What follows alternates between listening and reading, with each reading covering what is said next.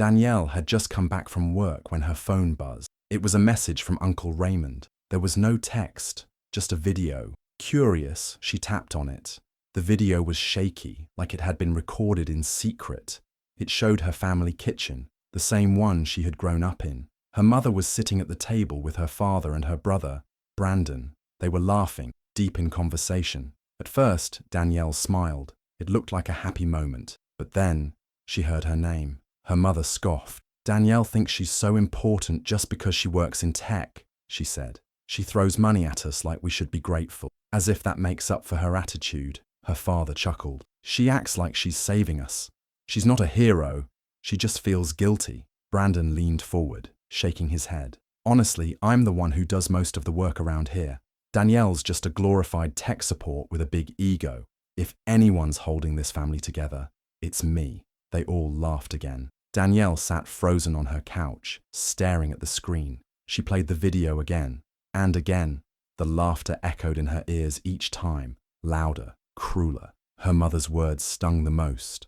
After everything Danielle had done, helping them with the mortgage, covering Brandon's failed business loans, paying for her parents' medical bills, this is how they talked about her when she wasn't around. The kitchen in the video looked so warm and familiar, with the yellow light above the table and the kettle steaming gently in the background, but their voices were cold, cutting deep like a knife. Danielle's chest felt heavy. She set the phone down, but couldn't look away from the screen. Her heart beat faster. Her mouth felt dry. She didn't cry. She was too stunned for tears. It was as if someone had pulled a curtain back, and now she saw the truth she had been too blind or too hopeful to notice. Uncle Raymond didn't say anything else. He didn't need to. That video said it all. For a moment she thought maybe it was a misunderstanding. Maybe they were just joking. But she knew that wasn't true. You could hear it in their voices, the sarcasm, the bitterness, the hidden resentment they had never said to her face. Danielle stared out the window. The sun had set, and the sky was turning dark. Just like that, something inside her shifted. Something broke. Something changed. 4 years ago, Danielle, a 27-year-old software engineering manager, was doing well in her career. She had worked hard, climbed the ladder, and finally had a good salary. While her friends were traveling or buying new cars, Danielle was wiring money home. Back then, the family was on the edge of losing their home. Her brother Brandon had convinced their parents to co-sign a loan for his business idea, which ended up crashing within a year. The debt piled up. Mortgage payments fell behind. The letters from the bank got more serious. Danielle got a call from her mum one night, crying. Her dad didn't say much, but she could hear the worry in his voice. Danielle flew home that weekend. She walked through the small, familiar house and noticed how quiet everything felt. Her parents looked older. Brandon avoided eye contact. No one directly asked for help, but she could see it in every tired glance.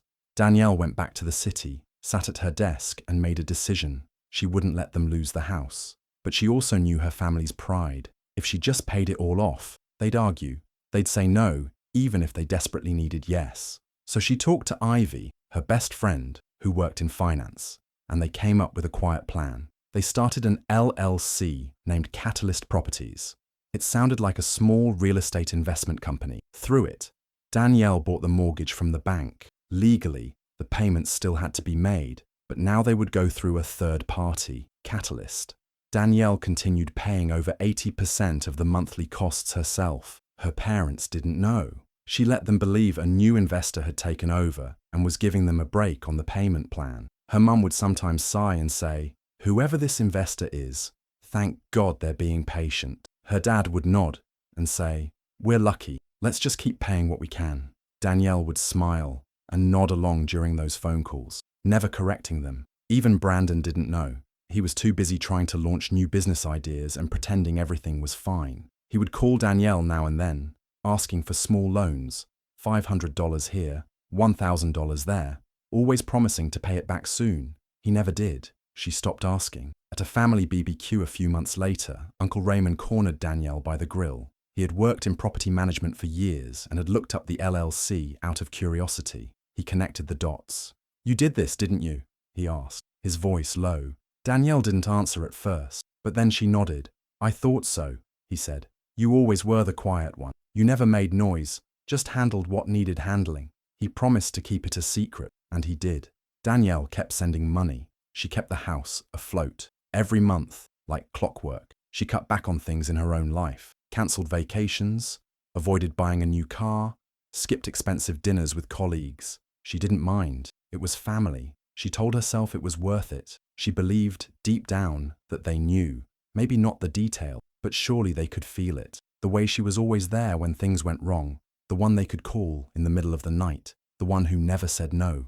She believed that love didn't always need recognition, that doing the right thing mattered more than getting credit. So, she stayed silent. And for 4 years, Danielle kept holding everything together in the background, believing that one day, somehow, they would see. Raymond's message came just after sunset. Danielle was at her apartment desk, sipping cold coffee and scanning lines of code, when her phone buzzed. It was a series of screenshots.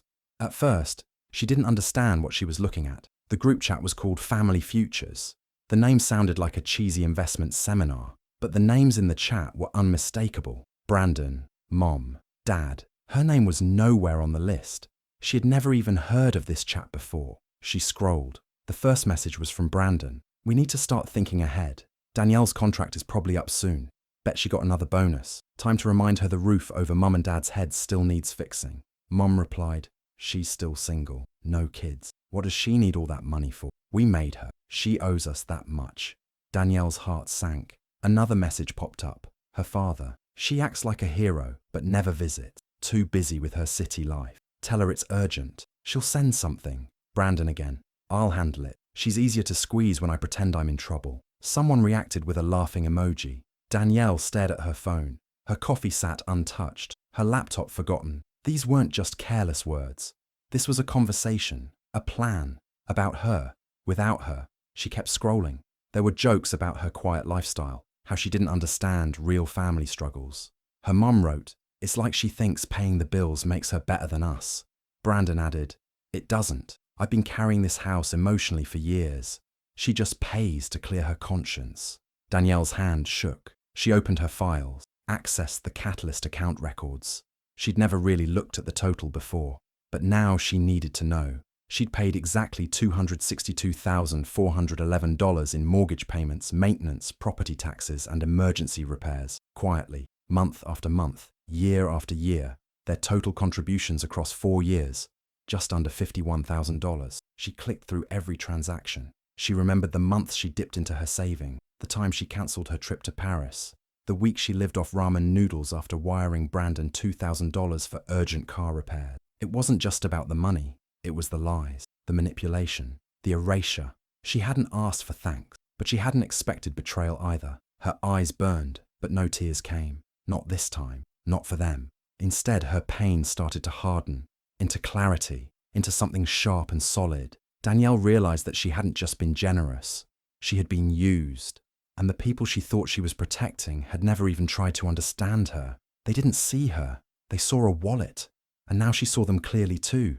She sent Raymond a single message. Thank you for showing me the truth. Then she turned back to her screen, still quiet, still calm, but something inside her had shifted. Danielle contacts Ivy to confirm the legal terms of the mortgage. Ivy reminds her that when they set up Catalyst Properties, they included a smart clause, one missed payment, and Danielle could legally execute full ownership of the property. It had been a backup plan, something Ivy insisted on, just in case things went wrong. Danielle had agreed back then, never truly thinking she'd use it. They've never missed a payment so far, Ivy says on the phone. But if they skip even one, you're in control. No court would question it. It's all in the LLC structure. Danielle leans back in her chair. The quiet hum of her apartment feels heavier than usual. She pulls out the original documents Ivy sent 4 years ago and reads the clause again. The language is simple but powerful. If default occurs, Catalyst Properties has the right to reclaim the asset and reassign tenancy at will. They would no longer be owners. They would be tenants, and she would be their landlord. Danielle closes the folder slowly. Can you get me the paperwork ready? She asks. Ivy hesitates. Are you sure? I'm not sending anything yet, Danielle replies. But I need to be ready. I'm done being the backup plan. I'm done being lied to. They end the call, and Danielle starts going through every document with care. She opens a new file on her computer and begins drafting a formal eviction notice. Not because she wants to kick her parents out, not yet, but because it's time they realize the truth of the situation. They've treated her as if she were a spare tire, helpful in a crisis but easily forgotten once the road is smooth again. She's been the reason they kept their house, the reason they didn't have to start over, the reason Brandon could pretend he was still successful. And now she's seen the way they speak about her when they think she isn't watching. No more. The letter is direct, but not cruel. It outlines the structure of the agreement, the total payments Danielle has made, and the legal implications of default. She doesn't send it, but she prints 3 copies, one for Ivy, one for herself, and one she places in a red envelope. The same kind of red envelope her mum used every year at Christmas to give the grandkids their holiday money. Danielle stares at it for a long time before sliding it into her desk drawer. This wasn't revenge, this was clarity, and this time she was choosing herself. The silence in the room shifts. It no longer feels empty, it feels like a boundary being drawn. Danielle parks a little further down the street than usual. She sits in the car for a moment, watching the house she practically saved from foreclosure. It still looks the same. White shutters, overgrown roses, that cracked step on the porch no one ever fixed. A home full of memories, some warm, some now bitter. She forces a smile and walks up, carrying a bottle of wine as a peace offering, or perhaps a prop. Her mother opens the door with exaggerated cheer. "There she is! My baby girl!" She pulls Danielle into a tight hug that lingers just a second too long, as if trying to squeeze guilt into her. Inside, the smell of pot roast fills the air. Danielle's favourite. The table is already set, candles lit. Her father sits at the head of the table, nodding at her with a practiced, gentle smile. Brandon leans against the kitchen counter, popping a beer and smirking like he knows something she doesn't. "You didn't have to cook all this," Danielle says politely, placing the wine on the counter. "Of course I did," her mum replies. "You work so hard. You deserve to be pampered once in a while." They sit. The conversation drifts from small talk to Brandon's latest consulting gig, which Danielle knows is just another one of his projects bleeding money. Her father talks about fixing up the backyard, turning the garage into a home gym, things that all sound expensive, but she listens quietly, chewing slowly, watching them. Halfway through dinner, her mom brings out a second pie, another one of Danielle's favourites. "You know, we've been meaning to talk to you," her dad says, carefully setting his fork down. Danielle keeps her face neutral. "Oh?" Brandon jumps in. "It's just, with the way the economy's going, and Dad's retirement funds not stretching like they used to." Her mom sighs dramatically. "We hate asking. We really do. But we were wondering if you could help a little more. Maybe an extra $2,000 a month, just for a while. For the family," Brandon adds. "To keep this home running," her mom echoes. Danielle takes a sip of wine, letting the silence drag just a second too long. 2,000. "Just until we can all breathe a bit easier," her father says. "You know we'd do the same for you?" She nods slowly, tapping her finger on the side of her glass. "I'll think about it." Her mother's face breaks into a grateful smile. "I knew you'd understand. You've always been the generous one." Brandon leans back, looking victorious. "See? Told you she'd come through." Danielle smiles back, warm and composed. Her eyes flick to the kitchen window, where the night reflects a version of this family that once felt real. Now, it feels like theatre. She plays her part perfectly. They believe they've won, but in her mind, she's already 10 steps ahead. The paperwork is ready. The red envelope sits in her drawer. And this dinner, this little performance of gratitude and manipulation, is only sealing their fate. They don't see it. They never do. But Danielle's smile tonight isn't the one they remember. It's the kind that shows teeth. On her way to the bathroom, Danielle excuses herself from the table, carrying her wine glass like everything's fine. She turns into the hallway and pauses by the side table out of habit. There's still that framed photo of her high school graduation. She touches the corner gently, almost absently, before continuing. As she approaches the bathroom, she hears voices. Not loud, but hushed and urgent. She freezes. The door to the den is slightly ajar. Her name is mentioned. "She doesn't suspect a thing," Brandon says, laughing under his breath. Danielle's heart skips. "She's still so naive," her mother adds. "All that intelligence and not a clue what's happening in her own family." Her father speaks next, lower and slower. Did you manage to get into that file you found? I did, Brandon replies. She saved it under some random business name, Catalyst Properties, but I traced it. It's her. She's the owner. She didn't just help with the house. She bought it. A silence follows, then her mother again. So she's been letting us believe we were still holding it together. That girl has been playing us. Danielle grips the doorframe. Her stomach tightens, but her face stays blank. We can use the tuition, her mum says suddenly. She never thanked us properly. We supported her all through college. I have the receipts, Brandon says. Remember when she borrowed that money in junior year for rent? I still have the text messages. We'll make it sound like she never paid us back. I don't care if she has proof. She's got a promotion coming up. Right, her father chimes in. All it takes is one little tip to HR. Say she's unstable, or used company resources to manage her little real estate hustle. They laugh. Danielle closes her eyes, willing herself not to react. She always wanted to be the hero, Brandon says. Now she'll learn what happens when she tries to outplay her own family. Their voices blur into a murmur as Danielle backs away, careful not to make a sound. She slips into the bathroom, locks the door behind her, and leans over the sink. Her reflection stares back, cool, quiet, and still. She doesn't cry. She doesn't panic. She feels nothing. Not anymore. The warmth she once felt for this house is gone. These people she used to call family? Gone. They dug through her life, used her trust as a weapon, mocked her kindness, and now they're ready to destroy her career to squeeze out a few more dollars. She breathes in deeply and wipes away a single speck of mascara under her eye. Then she straightens up. Whatever softness was left inside her heart hardens. This changes everything. They wanted to play dirty. They're not ready for what's coming. Danielle returns to the dining room, her face unreadable, her eyes calm like the surface of still water. No one notices the shift. Her mother is pouring more juice, her father picking food from his teeth with a toothpick. Brandon is still scrolling on his phone, acting as if the entire evening has been nothing but harmless family chatter. But when Danielle sits down, their attention shifts. Her mother smiles sweetly and says, "So, about what we discussed, what do you think, honey? We wouldn't ask if it wasn't important." Her father clears his throat, just until Brandon's next check clears. It's all part of keeping the family strong. Brandon looks up, wearing that usual smirk. "You know how much you mean to us, Danny." Danielle doesn't flinch. She picks up her water, sips slowly, then sets the glass down. Her voice is calm, smooth. "You'll have an answer," she says. "In exactly 8 days." The table goes quiet. Her mother blinks. 8 days? "Yes," Danielle replies, still smiling. "You'll know everything you need to know then." Brandon narrows his eyes. "That's oddly specific." Danielle turns to him. "Well, I try to be precise. I work in tech, remember?" They all laugh awkwardly. Danielle joins in, just enough. She deflects more questions with charm and humor, saying she's got some work deadlines, that she needs time to check her budgets.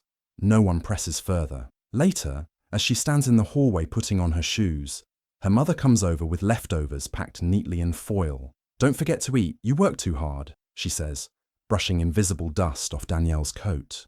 Danielle takes the food and smiles. "Thanks, Mom." Her mother pulls her into a hug.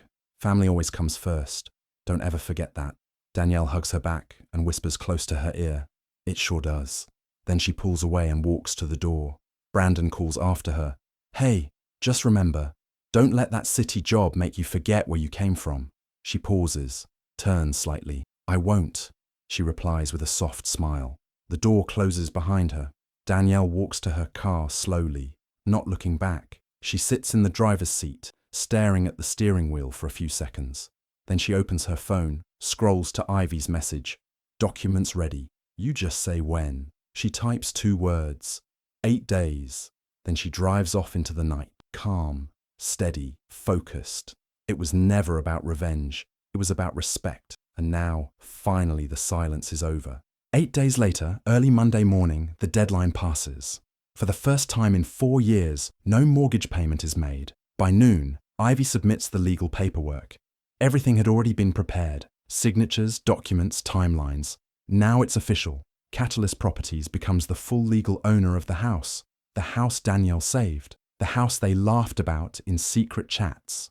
By Wednesday, the formal letter is delivered by courier. Her father signs for it at the door, confused by the thick envelope. Her mother is at the kitchen table peeling fruit.